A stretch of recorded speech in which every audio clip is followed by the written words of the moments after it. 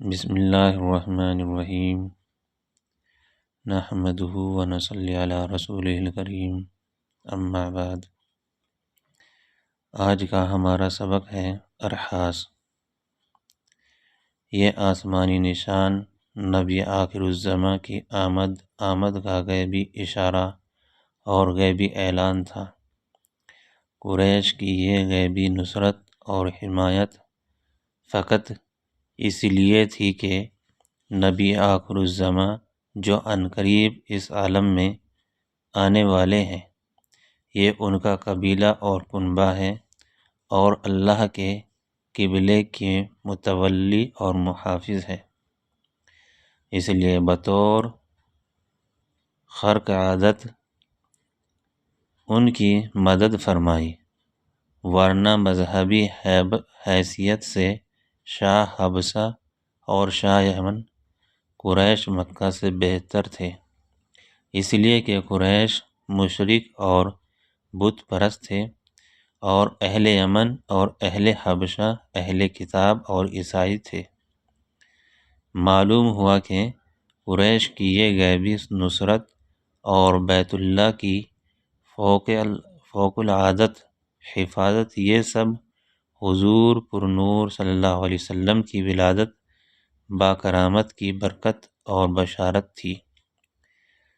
دعوی نبوت کے بعد نبی کے ہاتھ پر جو امر خارق عادت ظاہر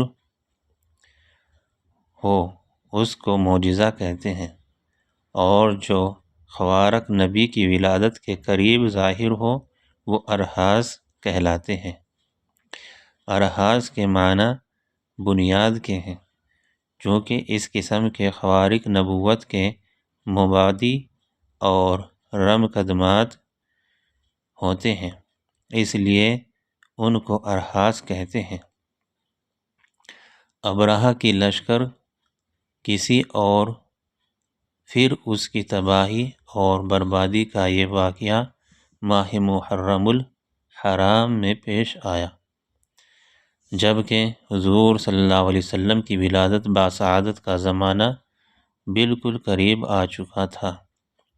اس زمانے میں جو اس قسم کے خوارق ظاہر ہوئے اور وہ سب آپ کی نبوت کے ارحاسات یعنی علامات اور نشانات تھے۔ اس واقعے کے 50 یا 55 روز پہلے حضور صلی اللہ علیہ وسلم کی ولادت باسعادت ظہور میں آئی۔ فائدہ جلیلیہ: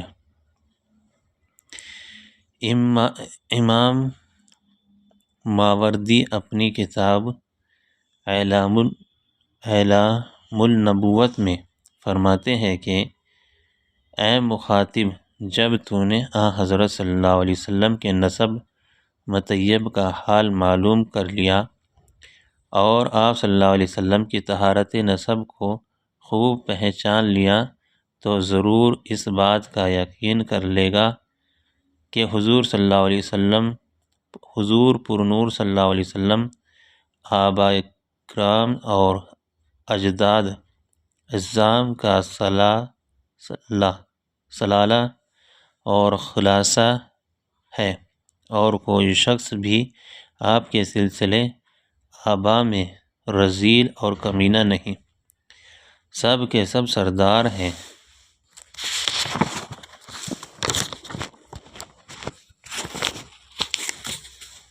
اور سید اور قائد ہیں، اور شرافت نسب اور طہارت ولادت شرائط نبوت میں سے ہے۔ حضور صلی اللہ علیہ وسلم کے تمام آباء و اجداد اپنے اپنے زمانے کے اقلاء اور حکماء اور سادات اعظام اور قائدین کرام تھے۔ فہم و فراست، حسن صورت اور حسن سیرت، مکارم اخلاق اور محاسن اعمال، حلم اور بردباری اور جود و کرم نیز مہمان نوازی میں یکتائے زمانہ تھے۔ ہر عزت و رفعت اور سیادت و جہادت وجاہت اور سیادت وجاہت کی ماوا اور ملجا تھے، اور سلسلہ نسب کے آباء کرام میں بہت سو کے متعلق تو احادیث فروغ اور اقوال صحابہ سے معلوم ہو چکا کہ ملت ابراہیمی پر تھے جیسا کہ گزر چکا، اور جن آباء و اجداد کے ملت ابراہیمی پر ہونے کی احادیث میں تصریح نہیں، ان کے احوال ان کے صحیح الفطرت و سلیم الطبیعت ہونے پر صراحتاً دلالت کرتے ہیں۔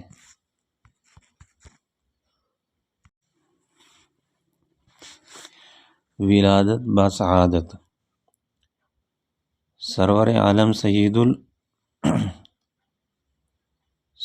العالم صلی اللہ علیہ وسلم کا واقعہ فیل کے 50 یا 55 روز کے بعد بتاریخ 8 ربیع الاول یوم دوشنبہ مطابق ماہ 10 اپریل 570 عیسوی مکہ مکرمہ میں صبح صادق کے وقت ابو طالب کے مکان میں پیدا ہوئے۔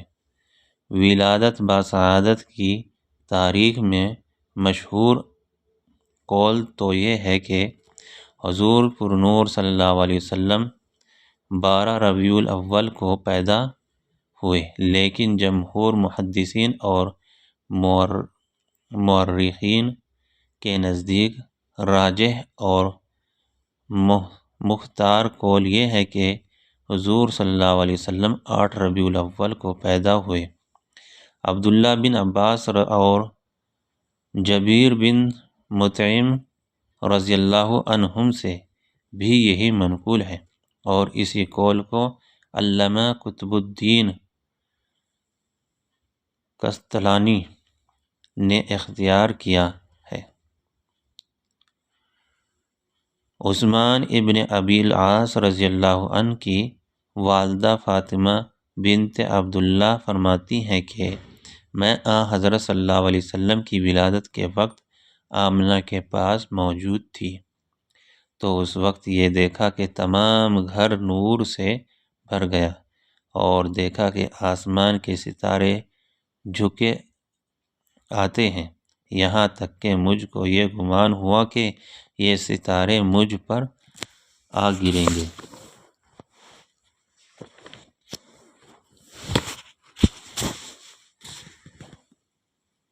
عرباض بن ساریہ رضی اللہ عنہ سے مروی ہے کہ رسول اللہ صلی اللہ علیہ وسلم کی والدہ ماجدہ نے ولادت بسعادت کے وقت ایک نور دیکھا جس سے شام کے محل روشن ہو گئے۔ یہ روایت مسند احمد اور مستدرک حاکم میں مذکور ہے۔ ابن حبان فرماتے ہیں کہ روایت صحیح ہے، اور اسی سے ہم معنی مسند احمد میں ابو امامہ رضی اللہ عنہ سے بھی مروی ہے، اور ایک روایت میں ہے کہ بصرہ کے محل روشن ہو گئے۔ نقطہ ستاروں کے زمین کی طرف جھک آنے میں اس طرف اشارہ تھا کہ عنقریب زمین سے کفر اور شرک کی ظلمت تاریکی دور ہوگی، اور انوار و ہدایت سے تمام زمین روشن اور منور ہوگی۔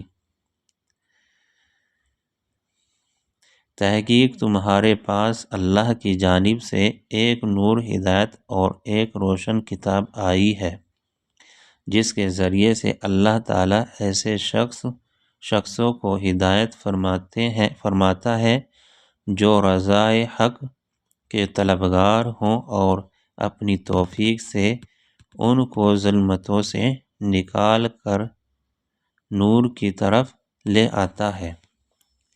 کعب احبار رضی اللہ عنہ سے منقول ہے کہ کتب سابقہ میں نبی کریم صلی اللہ علیہ وسلم کی یہ شان ذکر کی گئی ہے۔ محمد اللہ کے رسول کی ولادت مکہ میں ہوگی اور ہجرت مدینہ میں ہوگی، اور ان کی حکومت سلطنت شام میں ہوگی، یعنی مکہ سے لے کر شام تک تمام علاقہ آپ ہی کی زندگی میں اسلام کے زیر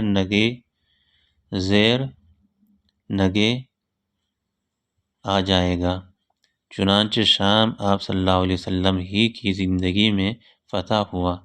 عجب نہیں، اسی وجہ سے ولادت باسعادت کے وقت شام کے محل دکھلائے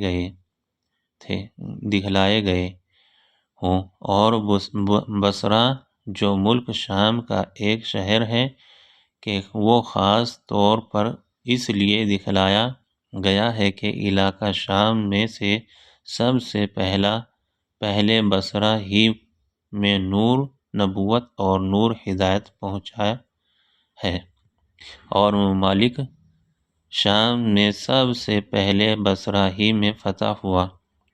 اور عجب نہیں کہ شام کے محل اس لیے بھی دکھلائے گئے ہوں کہ من جملہ 40 کے 30 ابدال کے جو 30 کے 30 قدم ابراہیمی پر ہیں، ان کا مرکز اور مستقر شام ہی ہے۔ اس لیے بنسبت دوسرے ممالک کے ملک شام خاص طور پر انوار و برکات کا معدن اور منبع ہے۔ اس لیے ولادت باسعادت کے وقت شام کے محل دکھلانے میں اس طرف اشارہ تھا کہ یہ ملک شام نور نبوت کا خاص طور پر تجلی گاہ ہوگا، اور اسی وجہ سے آپ کو اولاً مکہ مکرمہ سے شام یعنی مسجد اقصی تک سیر کرائی گئی۔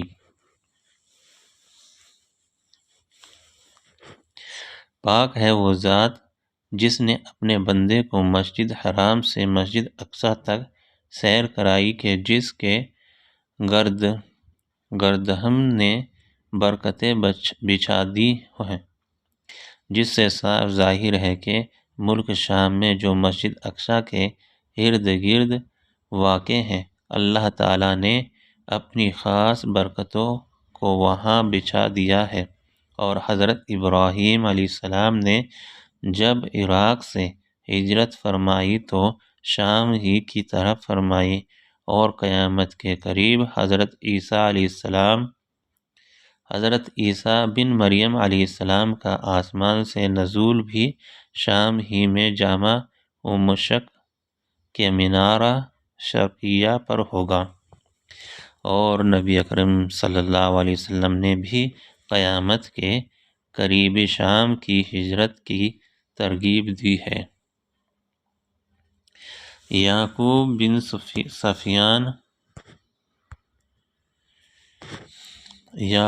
سفیان باسند حسن حضرت عائشہ رضی اللہ عنہما سے راوی ہے کہ ایک یہودی مکہ میں بغرض تجارت رہتا تھا۔ جس شب میں آپ پیدا ہوئے تو مجلس میں قریش سے یہ دریافت کیا کہ اس شب میں کوئی لڑکا پیدا ہوا ہے؟ قریش نے کہا ہم کو معلوم نہیں۔ یہودی نے کہا کہ اچھا ذرا تحقیق تو کر کے آؤ، آج کی شب میں اس امت کا نبی پیدا ہوا ہے۔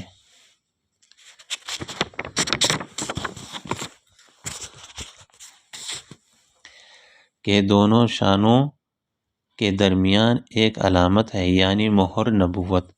وہ 2 رات تک دودھ نہ پیے گا، اس لیے کہ ایک جنی نے اس کے منہ پر انگلی رکھ دی ہے۔